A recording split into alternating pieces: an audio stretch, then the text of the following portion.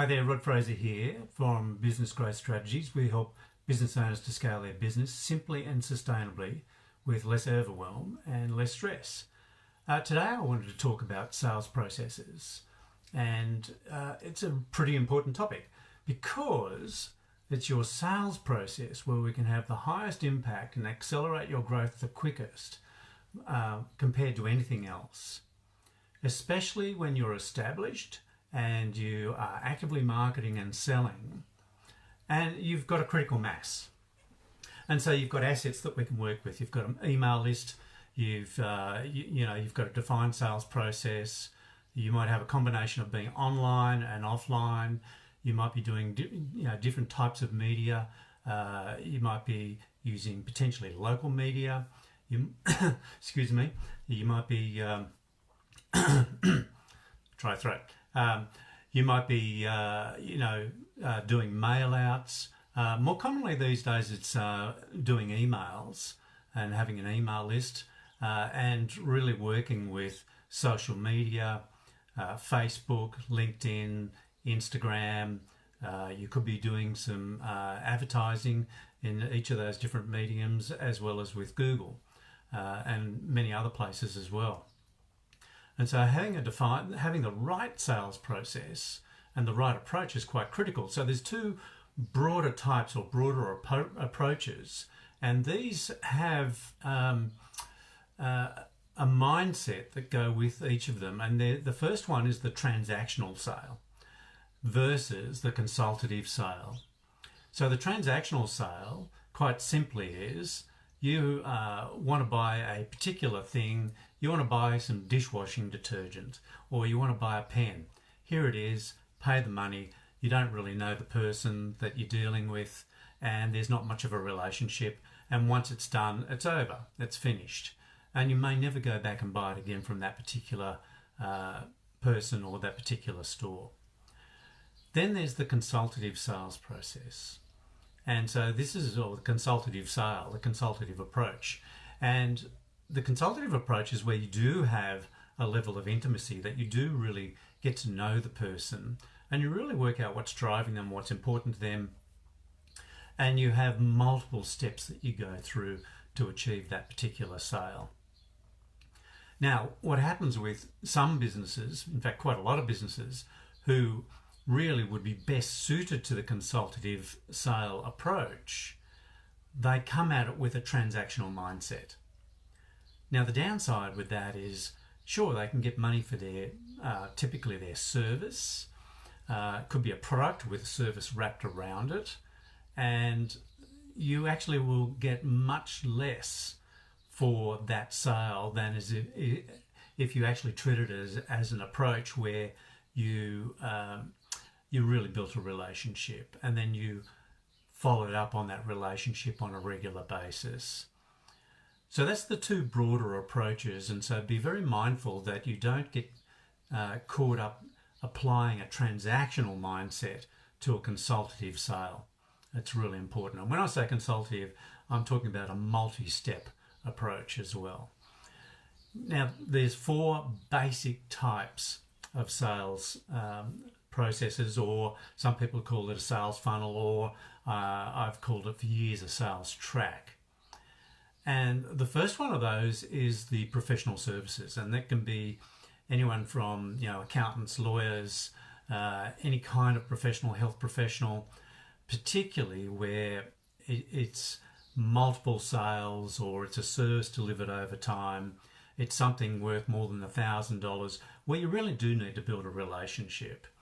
Now, if you take the consultative mindset and approach with that as well, with the professional sales process, what you'll find is that you can start to look at something called value pricing, where you can really build the value and not just get paid based on time.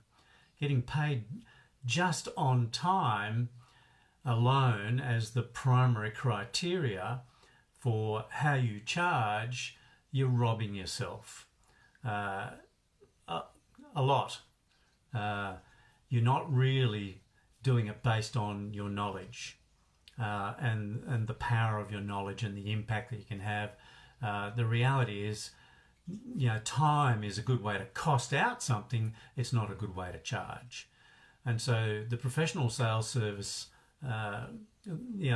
professional services sales process, an important one to really look at, where you generate the lead somehow, whether it's through advertising, whether it's through emails to people that you might know, approaches to them, work out what your lead generation is. And then once they come to you, then what's next? And then what's next? And then what's next? That actually leads to an actual sale. So typically, the stages are that it leads to a phone call, and then from the phone call, hopefully it leads to, the next stage of being face-to-face or online, and then potentially leading to a sale. And you may even have in there some sort of a survey or some sort of an application form they have to fill out. And so you work out what the stages are that people need to go through, and what the storyboard is, if you like, for each step to guide people through a decision, to take them from their perceived need to their real need. And so that's the professional sales service. Number 2 is the information products sales process. And so this is for people who typically sell stuff online, particularly, coaches, consultants, people who are developing online courses. And so that's the information products sales process. And then the next one is the e-commerce sales process, where typically they might go to a pre-landing page. They've come from advertising typically, and then they might go to a product page, and then from there they might go to the checkout. And that's basically that process. There are lots of gaps in each of one of these processes, and that's where we need to really focus to work out what's missing, what's working, what's not, what's working really well. Are there enough leads going through the sales process, the sales funnel? And then the fourth one that we all know of quite well is the retail sales process. Typically, the sales process works like this. They either know about you, or the consumer happens to come across you, and they walk in the door and they buy or not. That's it in a nutshell, really, basically. And so making sure, first of all, that you run the right mindset and the right broader type of sale that's appropriate for you is critical. Is it transactional? Is it consultative? And then making sure that you're running the right sales process will make all the difference. Now, where do they fall down? Where can we optimize them? Well, as I mentioned before, we can really focus on looking at where are the gaps, what's missing. And the two things that come up time and time again is that basically we undersell. There's not enough offers being made to people, and there's not enough follow-up. We're a little bit too timid and a bit cautious, and part of that comes through a lack of clarity about who our core customer, who our core client really is, what their frustrations are, and also what are the steps to take them through to really educate them, to take them from what they perceive they need to what they really need. Now, obviously, if it's a transactional sale, then really building the value around what it is that you're selling, and that really matches what your customer is looking for.